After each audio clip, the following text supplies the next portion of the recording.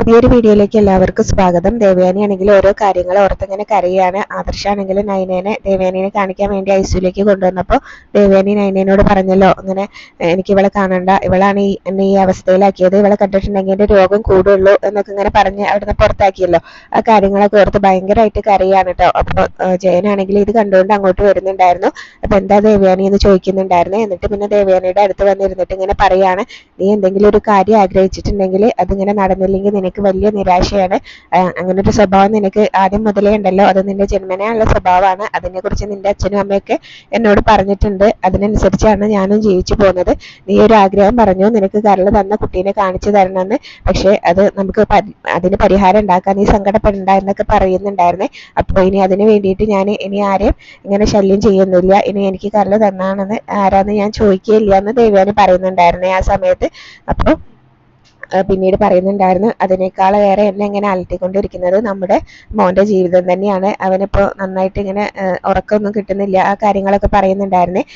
അപ്പോൾ ജയനാണെങ്കിലും പറയാണ്, അതിനുള്ള പരിഹാരം നൈനമോളാണ്, നമ്മുടെ മരുമോൾ തന്നെയാണ് എന്ന് പറയട്ടോ. അപ്പൊ ഞാനിപ്പോൾ എന്താ വേണ്ടതെന്ന് ഇങ്ങനെ ദേവയാനി ചോദിക്കുകയാണ്. അപ്പൊ നീ ഒന്നും വേണ്ട, നീ ആ മൊബൈലൊന്നും എടുത്തിട്ട് നൈനമോളെ ഒന്ന് വിളിച്ചാൽ മാത്രം മതി, അങ്ങനെ വിളിച്ചിങ്ങോട്ട് വരാൻ പറഞ്ഞാൽ മതി.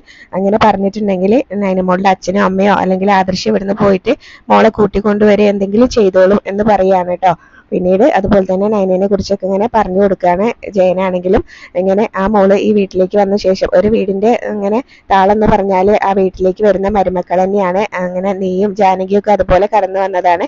പിന്നീടാണ് നമ്മുടെ മരുമോള് വന്നത്. അപ്പോൾ നിന്നേക്കാളും മുകളിൽ ഇങ്ങനെ അച്ഛനും അമ്മയൊക്കെ ഇങ്ങനെ അവൾക്കൊരു സ്ഥാനം കൊടുത്തിട്ടുണ്ടെങ്കിൽ ആ മോള് അതിനനുസരിച്ച് തന്നെയാണ് ജീവിക്കുന്നതെന്ന് നീ മനസ്സിലാക്കണം എന്നൊക്കെ പറഞ്ഞു കൊടുക്കുന്നുണ്ടായിരുന്നു കേട്ടോ. അപ്പോൾ അതുപോലെ തന്നെ പിന്നീട് ചോദിക്കുന്നുണ്ടായിരുന്നു ദേവയാനി, എനിക്ക് കരൾ തന്നത് ആരാന്ന് ഇങ്ങനെ നൈനയ്ക്ക് അറിയുമെന്ന് ചോദിക്കുകയാണ്. അപ്പോൾ ജയനാണെങ്കിലും പെട്ടെന്നൊന്നും ഇങ്ങനെ പതറുന്നുണ്ടായിരുന്നേ. എന്നിട്ട് പറയും, അതിങ്ങനെ ആദർശ് അവളോട് പറഞ്ഞിട്ടുണ്ടോന്നോ എനിക്കറിയില്ല, ഇനിയിപ്പോൾ നൈനമോളോട് ചോദിക്കാൻ പോവാണോ നീ ഇങ്ങനെ ചോദിക്കൂട്ടോ ദേവയാനിനോട്. അപ്പോൾ ദേവയാനി പറയുന്നുണ്ടായിരുന്നു, ഇനിയിപ്പോൾ ഞാൻ ആരോടും ചോദിക്കുന്നില്ല, അങ്ങനെ ചോദിച്ചിട്ട് ഒരു കാര്യമില്ല എന്ന് എനിക്ക് മനസ്സിലായി എന്ന് പറയൂട്ടോ. ഭയങ്കര സങ്കടത്തിലാണ് അത് പറയുന്നത്. പിന്നീട് ജയനാണെങ്കിലും പറയുന്നുണ്ടായിരുന്നു, നമുക്ക് ആണായിട്ടും പെണ്ണായിട്ടും ഒന്നേ ഉള്ളൂ, അപ്പൊ അതുകൊണ്ട് അവന്റെ സങ്കടം നമ്മൾ മനസ്സിലാക്കിയില്ലെങ്കിൽ പിന്നെ ആര് മനസ്സിലാക്കാനാ എന്നൊക്കെ പറയുന്നുണ്ടായിരുന്നേ. അപ്പോൾ നമ്മളാണ് അതിനുള്ള പരിഹാരം കാണേണ്ടതെന്നും പറയാണ് കേട്ടോ. പിന്നീട് മുത്തശ്ശനാണെങ്കിലും അനിയനോട് ഇങ്ങനെ അനാമികേനെ പോയി വിളിച്ചുകൊണ്ടുവരാനൊക്കെ പറയുന്നുണ്ടായിരുന്നു. പക്ഷെ എനിക്കാണെങ്കിൽ ഒട്ടും താല്പര്യമില്ല കേട്ടോ. അപ്പൊ നൈനമോളെ അവളുടെ വീട്ടിൽ പോയി പിടിച്ച് തള്ളിയതൊക്കെ വലിയ തെറ്റ് തന്നെയാണ്, അതിനോടൊന്നും ഞങ്ങൾ യോജിക്കുന്നില്ല എന്ന് മുത്തശ്ശൻ പറയുന്നുണ്ടായിരുന്നു.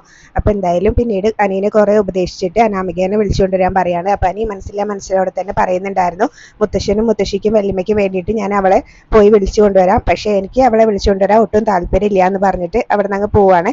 മുത്തശ്ശനാണെങ്കിലും കുറെ ഉപദേശങ്ങളൊക്കെ കൊടുക്കുന്നുണ്ട്. അനന്തപുരിയിലെ ആരും ഇതുവരെ ഇങ്ങനെ കല്യാണം കഴിഞ്ഞിട്ട് ബന്ധം പിരിഞ്ഞിട്ടില്ല, അപ്പൊ നീയായിട്ട് അങ്ങനെ ഒരു ഇത് വരുത്തി വെക്കരുത് എന്നൊക്കെ പറയുമ്പോഴാണ് കേട്ടോ അനി അത് പറയുന്നത്. പിന്നീട് അനി അവിടെ നിന്ന് അങ്ങ് പോകുന്നുണ്ടായിരുന്നു. മുത്തശ്ശിനും മുത്തശ്ശിക്ക് അങ്ങനെ പറയുന്ന സമയത്ത് അനാമികേനെ വിളിക്കാനായിട്ട്. അപ്പോൾ അനി പോകുന്ന സമയത്താണെങ്കിലും മുത്തശ്ശി പറയാണ്, ഇങ്ങനെ അവൻ എന്തിനാ അവളെ പോയി വിളിച്ചു കൊണ്ടുവരുന്നത്, ആ കുട്ടി ഇങ്ങോട്ട് വന്നാലും എന്തെങ്കിലും കാരണം ഉണ്ടാക്കി ഇവിടുന്ന് പോകുമെന്ന് പറയട്ടെ. അപ്പോൾ മുത്തശ്ശനാണെങ്കിലും അനാമികയുടെയും അമ്മയുടെയും അച്ഛൻ്റെ ഒക്കെ കള്ളത്തരം ഏകദേശമൊക്കെ മനസ്സിലായിട്ടുണ്ട്. അപ്പോൾ അത് പറയുകയും ചെയ്യുന്നുണ്ടായിരുന്നു. അപ്പോൾ അവളിങ്ങനെ അവൻ്റെ കൂടെ ജീവിക്കുന്നത് ഒരു പേരിന് വേണ്ടിയിട്ടാണെന്നാണ് എനിക്ക് തോന്നിയിട്ടുള്ളത്. അവളുടെ അച്ഛൻ്റെ അമ്മയുടെയൊക്കെ പിന്നിൽ എന്തൊക്കെയോ കള്ളത്തരങ്ങളുണ്ട്. അതുപോലെ തന്നെ അവരിങ്ങനെ എനിക്കൊരു കാർ ഗിഫ്റ്റ് ആയിട്ട് കൊടുത്തിരുന്നു. അപ്പൊ ഞാനാണ് പറഞ്ഞത് അവളുടെ വീട്ടിൽ അത് ഇടാൻ വേണ്ടിയിട്ട് കൊണ്ടിടാൻ പറഞ്ഞത്, പക്ഷെ അതിപ്പോ അവിടെ കാണുന്നില്ല എന്നൊക്കെയാണ് അനി പറയുന്നതെന്ന് പറയട്ടെ. അപ്പൊ അതിന്റെ പിന്നിൽ എന്തൊക്കെയോ കള്ളത്തരങ്ങൾ ഉണ്ട് എന്ന് പറയുമ്പോൾ നമ്മളായിട്ട് ഇനിയിപ്പോൾ അതൊന്നും ഊതി പെരുപ്പിക്കാൻ നിൽക്കണ്ട, നമുക്ക് നമ്മുടെ കൊച്ചുമക്കളും ഒക്കെ നല്ല സന്തോഷമായിട്ട് ജീവിക്കുന്നത് കണ്ടാൽ മതി, അത്രയേ ഉള്ളൂ എന്ന് പറയാണ്. പിന്നീട് അനി നേരെ അനാമികയുടെ വീട്ടിലേക്ക് തന്നെയാണ് ചെല്ലുന്നത്. അപ്പോൾ രേവതി വന്നിട്ട് കാണുന്ന സമയത്ത് അനി ആയിരുന്നോ എന്ന് പറയുന്നുണ്ട്. പിന്നെ വേണുവിനെ വിളിച്ചു വരുത്തും. ഇതാരാ വന്നിരിക്കുന്നത്, നമ്മുടെ മരുമോനോ എന്ന് പറഞ്ഞിട്ട് ഒരു കളിയാക്കിയ പോലെയുള്ള ഒരു ചോദ്യങ്ങളൊക്കെയാണ് കേട്ടോ വേണു ചോദിക്കുകയും ചെയ്യുന്നത്. അപ്പൊ എന്താ വന്നതെന്ന് ചോദിക്കും. അപ്പോൾ മുത്തശ്ശിയും വല്യമ്മയൊക്കെ നിർബന്ധിച്ചിട്ട് അനാമികേനെ വിളിക്കാൻ വന്നതാണ് തന്നെയാണ് കേട്ടോ അനി പറയുന്നത്. അതിപ്പോ ഞങ്ങൾക്കും അറിയാലോ എന്ന് പറയുന്നുണ്ടായിരുന്നു. എൻ്റെ ഇഷ്ടത്തിനനുസരിച്ചൊന്നല്ല ഞാൻ അവളെ വിളിക്കാൻ വന്നത്, അങ്ങനെ അവളെ ഇഷ്ടത്തോടെ വിളിച്ചുകൊണ്ട് പോകാൻ അവൾ മലമറിക്കുന്ന കാര്യമൊന്നും ചെയ്തിട്ടില്ലല്ലോ എന്നും പറയുന്നുണ്ടായിരുന്നു കേട്ടോ. അപ്പൊ എന്തായാലും പിന്നെ അങ്ങനെയാണെങ്കിൽ ഞങ്ങൾക്ക് ഒന്നും കൂടെ ആലോചിക്കണം, ഞങ്ങളെ മോളെ വിടണോ എന്നൊക്കെ പറയുന്നുണ്ടായിരുന്നു. പിന്നീട് അനാമിക ഞങ്ങളുടെ കൂടെ ഇത്രയും കാലം ജീവിച്ചിട്ട് ഞങ്ങൾക്ക് അവളുടെ കർണത്ത് അടിക്കേണ്ടി വന്നിട്ടില്ല.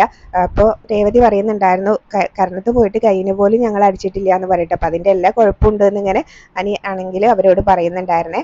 അപ്പം എന്തായാലും ഇനിയിപ്പോൾ അവളോട് തന്നെ ചോദിക്കാം, നിൻ്റെ ഒപ്പം വരുന്നുണ്ടോ ഇല്ലയോ എന്നിങ്ങനെ പറയുമ്പോഴേക്കും അനാമിക അവിടേക്ക് വരാറുണ്ട്. അപ്പോൾ അനാമികയ്ക്കും വലിയ അത്ഭുതമാണ്. അപ്പോൾ മുത്തശ്ശനും മുത്തശ്ശിയും വല്യമ്മയൊക്കെ നിർബന്ധിച്ചുകൊണ്ട് വന്നാണെന്ന് എനിക്ക് നന്നായിട്ട് അറിയാം എന്നും പറയുന്നുണ്ടായിരുന്നേ. അപ്പം എന്തായാലും മോള് തന്നെ തീരുമാനിച്ചു അവൻ്റെ കൂടെ പോകണോ വേണ്ടോ എന്ന് ഇങ്ങനെ പറയുന്ന സമയത്താണെങ്കിലും വേണു ഇങ്ങനെ കണ്ണോട് ഇങ്ങനെ കാണിക്കുന്നുണ്ട് കേട്ടോ പോകാൻ വേണ്ടിയിട്ട്. അപ്പോൾ അനാമികയാണെങ്കിലും പറയാണ് മറ്റാരെ വിഷമിപ്പിച്ചാലും വല്യമ്മയായിരിക്കും ഇവനോട് എന്നെ ഇങ്ങനെ നിർബന്ധിച്ച് വിളിച്ചുകൊണ്ടുവരാൻ പറഞ്ഞത്, അതുകൊണ്ട് എനിക്ക് വല്യമ്മേനെ വിഷമിപ്പിക്കാൻ പറ്റില്ല എന്ന് പറയുമ്പോൾ രേവതി അതിനനുസരിച്ച് അങ്ങ് പറയാണ് കേട്ടോ, ഒരിക്കലും വിഷമിപ്പിക്കരുത് മോളെ. അപ്പോൾ മോളെ ആണെങ്കിലും ഇങ്ങനെ ദേവയാനി ചേച്ചി ഇങ്ങനെ സ്വന്തം മരുമോളെ പോലെയാണ് കാണുന്നത്, അതും സ്വന്തം മരുമോളെ മാറ്റി നിർത്തിയിട്ട്, അതുകൊണ്ട് ഇങ്ങനെ വിഷമിപ്പിക്കരുത് എന്നൊക്കെ പറയുന്നുണ്ടായിരുന്നു കേട്ടോ. പിന്നീട് അനിയാണെങ്കിലും ഓരോ കാര്യങ്ങൾ ഇങ്ങനെ പറയുന്ന സമയത്ത് അനാമിക ദേഷ്യത്തിൽ ഇങ്ങനെ ഓരോന്ന് പറയാൻ നിൽക്കുന്ന സമയത്ത് രേവതി പറയുന്നുണ്ടായിരുന്നു ഇനിയിപ്പോൾ ഒന്നും പറയണ്ട, എന്തായാലും ദേവയാനി ചേച്ചിക്ക് മോളെ കാണണം എന്നല്ലേ പറഞ്ഞത്, അതുകൊണ്ട് മോള് വേഗം വന്ന് പെട്ടെന്ന് റെഡി ആവാൻ നോക്കുമെന്ന് പറഞ്ഞിട്ട് രേവതി അനാമികനെ വിളിച്ചുകൊണ്ട് അവിടെ നിന്ന് പോകുന്നുണ്ടായിരുന്നേ. പിന്നീട് വേണു ആണെങ്കിലും പറയുന്നുണ്ടായിരുന്നു നീ എൻ്റെ മോളെ കൊണ്ടുപോയിട്ട് പൊന്നുപോലെ നോക്കിയില്ലെങ്കിലും ഇങ്ങനെ പൊന്നൊരുക്കി അവളുടെ ദേഹത്ത് ഒഴിക്കരുത് എന്ന് പറയുമ്പോൾ അതൊക്കെ അവളുടെ സ്വഭാവം പോലെ ഇരിക്കുന്നത് അനി തിരിച്ചും മറുപടി കൊടുക്കുകയാണ് കേട്ടോ. പിന്നെ ഗോവിന്ദനും നന്ദും കൂടെ ഇങ്ങനെ പ്രതിമകളുടെ വർക്കൊക്കെ ചെയ്തുകൊണ്ടിരിക്കും. അപ്പോൾ അവരിങ്ങനെ സംസാരിച്ചുകൊണ്ട് ഓരോ കാര്യങ്ങൾ ചെയ്യുന്ന സമയത്താണ് കേട്ടോ. അപ്പോൾ ഇങ്ങനെ വിഷുവിന് നല്ല ഓർഡർ കിട്ടിയിട്ടുണ്ട്, അതൊക്കെ ചെയ്യണമെന്ന് കനക പറയുന്നുണ്ടായിരുന്നു. മരുമകൻ ഇനി ജോലിയൊന്നും ചെയ്യണ്ട എന്നല്ലേ പറഞ്ഞിട്ടുള്ളതെന്ന് പറയുമ്പോൾ അതെങ്ങനെ ജോലി ചെയ്യാതിരിക്കുന്നത്, എനിക്കിനി ഒരു മകളെ കൂടെ കല്യാണം കഴിപ്പിച്ച് അയക്കാനില്ല എന്ന് പറയുമ്പോൾ നന്ദു പറയുന്നുണ്ടായിരുന്നു അതിനെക്കുറിച്ച് ഓർത്ത് ഇങ്ങനെ അച്ഛൻ വിഷമിക്കേണ്ട, എനിക്ക് അച്ഛൻ്റെ അമ്മയുടെയും കൂടെ ഒന്നും ഇങ്ങനെ നിന്നാൽ മതി എന്നൊക്കെ ഇങ്ങനെ പറഞ്ഞ് ഇവരിങ്ങനെ സംസാരിച്ചുകൊണ്ട് നിൽക്കുമ്പോഴാണ് കേട്ടോ ദേവയാനി അവിടേക്ക് വരുന്നത്, കനക കാണുന്നത്. ഇനിയിപ്പോൾ ഇത് എന്തിനാണാവോ എന്നും കൂടെ പറയുന്നുണ്ടായിരുന്നേ. പിന്നീട് ദേവയാനി ആണെങ്കിലും ഒറ്റയ്ക്ക് വരുന്ന കാണുമ്പോൾ തന്നെ കനക ചോദിക്കുന്നുണ്ടായിരുന്നു അയ്യോ എന്താ ഒറ്റയ്ക്ക് വന്നതെന്ന് ചോദിക്കും. അപ്പോൾ എനിക്കിപ്പോൾ ഒരു കുഴപ്പമില്ല എന്നൊക്കെ ഇങ്ങനെ പറയുകയാണ് കേട്ടോ ദേവയാനി ആണെങ്കിലും. എന്നിട്ട് ചോദിക്കുന്നുണ്ടായിരുന്നു നിങ്ങളുടെ മകൾക്ക് ഇപ്പം എങ്ങനെയുണ്ട് എന്ന് ചോദിക്കൂട്ടോ. അപ്പോൾ ഗോവിന്ദൻ പറയുന്നുണ്ടായിരുന്നു അതിനിപ്പോൾ അവൾക്ക് കുഴപ്പമൊന്നുമില്ലല്ലോ എന്ന് പറയും. അല്ല അന്നിങ്ങനെ ക്ഷേത്രത്തിൽ വെച്ച് കണ്ടപ്പോൾ അവൾക്ക് എന്തോ ആവശ്യതയുള്ള പോലെ തോന്നി എന്ന് പറയും. അപ്പോൾ കനക പെട്ടെന്ന് തന്നെ പറയാണ് അത് അവൾക്കൊരു പനി ഉണ്ടായിരുന്നു, പിന്നെ അതുപോലെ തന്നെ ലോ പ്രഷറും ആയിരുന്നു, അതുകൊണ്ടാണ് അവളെ പിടിച്ച് നടന്നത് എന്നൊക്കെ പറയൂട്ടോ. അപ്പോൾ അന്നിങ്ങനെ എല്ലാവരും മലയ്ക്ക് പോയതുകൊണ്ട് മോൾക്ക് അമ്പലത്തിൽ പോകണമെന്ന് വാശി പിടിച്ചു, അതുകൊണ്ടാണ് വന്നതെന്ന് പറയും. അപ്പോൾ ദേവയാനിയും പറയുന്നുണ്ടായിരുന്നു എല്ലാവരും ഇങ്ങനെ വീട്ടിൽ നിന്ന് ഇങ്ങനെ മലയ്ക്ക് പോയതുകൊണ്ട് തന്നെയാണ് ഞാനും ക്ഷേത്രത്തിൽ പോയത്, അപ്പോൾ ഇങ്ങനെ ഒരുപാട് തടസ്സം ഉണ്ടായിരുന്നല്ലോ ഇങ്ങനെ മലയ്ക്ക് പോകാൻ വേണ്ടിയിട്ട് എന്നൊക്കെ പറയട്ടെ. അപ്പോൾ അതിനെക്കുറിച്ചൊക്കെ ഇങ്ങനെ പറയുകയാണ്. എന്നിട്ട് നിങ്ങളുടെ മകൾ എവിടെയെന്ന് ഇങ്ങനെ ചോദിക്കുകയാണ് കേട്ടോ. അപ്പോൾ ചേച്ചി കുളിക്കുകയാണെന്ന് ഇങ്ങനെ നന്ദു പറയും. അപ്പോൾ നീരാട്ടൊക്കെ കഴിഞ്ഞോ എന്നിങ്ങനെ ആ ഒരു രീതിയിൽ തന്നെയാണ് കേട്ടോ ദേവയാനി എങ്ങനെയാണോ അവരോട് സംസാരിച്ചിരുന്നത് ആ ഒരു രീതിയിൽ തന്നെയാണ് കേട്ടോ അവരോട് സംസാരിക്കുകയൊക്കെ ചെയ്യുന്നത്.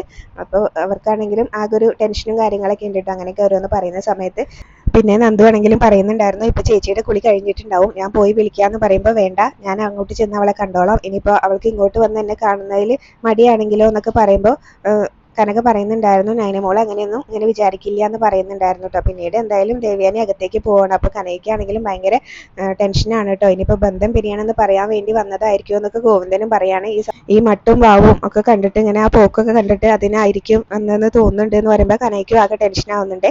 പിന്നീട് ദേവയാനി ആണെങ്കിലും നയനയുടെ റൂമിലേക്കാണ് ചെല്ലുന്നത്. അപ്പോൾ നയനയുടെ റൂമിലേക്ക് ചെന്നിട്ട് നയനേനെ ഇങ്ങനെ സ്നേഹത്തോടു കൂടി നോക്കി നിൽക്കുന്നുണ്ട്. എന്നിട്ട് ഇങ്ങനെ മനസ്സിലിങ്ങനെ വിചാരിക്കുകയും ചെയ്യുന്നുണ്ട് ഇവൾ ഒരിക്കലും അറിയരുത് എനിക്ക് ഇവളോടുള്ള സ്നേഹം എന്നിങ്ങനെ മനസ്സിൽ ഓർക്കുന്നുണ്ട് കേട്ടോ. അപ്പോൾ നയനയാണെങ്കിലും ദേവയാനിനെ കാണുമ്പോൾ പെട്ടെന്ന് തന്നെ ബെഡിൽ നിന്ന് എണീറ്റിട്ട് അമ്മയെന്നൊക്കെ പറഞ്ഞ് ഇങ്ങനെ വിളിക്കുകയൊക്കെ ചെയ്യുന്നുണ്ടായിരുന്നു കേട്ടോ. അപ്പോൾ ദേവയാനിയാണെങ്കിലും ഓരോ കാര്യങ്ങൾ ഇങ്ങനെ പറയാണ് എൻ്റെ മകന് ഇങ്ങനെ 1.5 വയസ്സുള്ളപ്പോൾ അസുഖം വന്ന് തുടങ്ങിയതാണ്, അപ്പോൾ അതുപോലെ തന്നെ അതുകൊണ്ട് തന്നെയാണ് ഞാൻ മറ്റൊരു കുഞ്ഞിനെ കുറിച്ച് പോലും ചിന്തിക്കാതിരുന്നത്, അവന് വേണ്ടിയിട്ടാണ് ഞാൻ ജീവിച്ചത് എന്നൊക്കെ പറയുമ്പോൾ നയന പറയുന്നുണ്ടായിരുന്നു അതൊക്കെ എനിക്ക് അറിയാലോ എന്ന് പറയട്ടെ, അപ്പോൾ അതൊന്നും പറഞ്ഞ് വീണ്ടും ഓർമ്മപ്പെടുത്താനല്ല ഞാൻ വന്നത് എന്ന് പറയുന്നുണ്ടായിരുന്നു കേട്ടോ. പിന്നീട് ആദർശനാണെങ്കിലും ഇപ്പം ഇങ്ങനെ ഉറക്കമില്ലാത്ത കാര്യങ്ങളൊക്കെ പറയുകയാണ്. ഞാനിങ്ങനെ ഹോസ്പിറ്റലിൽ കിടന്ന സമയത്താണെങ്കിലും അവനാണ് ഇങ്ങനെ എന്നെക്കുറിച്ച് ഓർത്ത് ഏറ്റവും കൂടുതൽ സങ്കടപ്പെട്ടത് എന്ന് പറയുന്നുണ്ടായിരുന്നേ.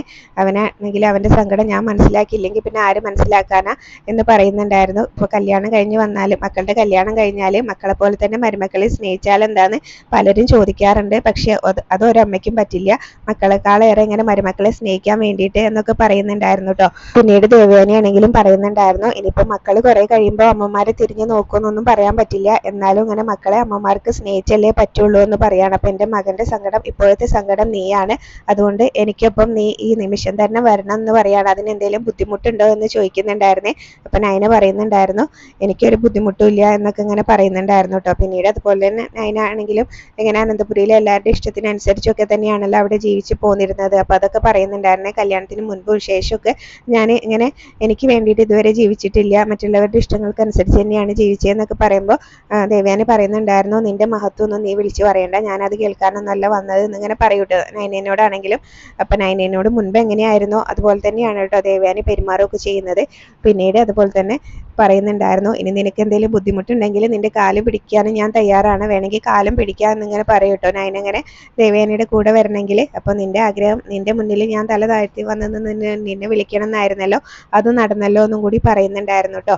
അപ്പോൾ കാലും കൂടെ പിടിക്കാന്ന് പറയുമ്പോൾ നയനയ്ക്ക് ആകെ സങ്കടമായിട്ട് നയന ഇങ്ങനെ സങ്കടത്തോടു കൂടി ദേവയാനിയുടെ മുഖത്തേക്ക് നോക്കുകയാണ്. അവിടെയാണ് ഇന്നത്തെ എപ്പിസോഡ് അവസാനിച്ചിട്ടുള്ളത്.